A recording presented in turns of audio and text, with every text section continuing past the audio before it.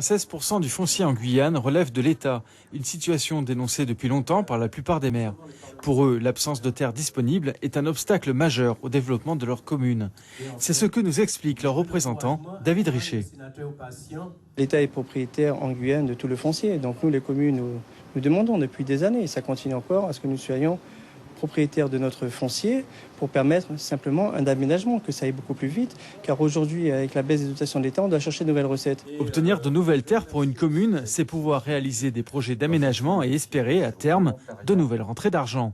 Mais pour les urbanistes, les terres appartenant à l'État sont difficilement utilisables. Il faut savoir que ce foncier aujourd'hui est difficilement mobilisable, très peu utile. J'entends par utile des capacités à être constructibles, aménageables.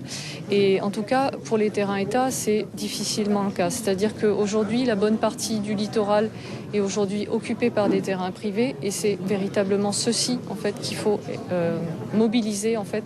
Pour un grand nombre d'élus, les outils mis à leur disposition ne sont pas adaptés. Certains envisagent d'autres moyens d'action pour se faire entendre.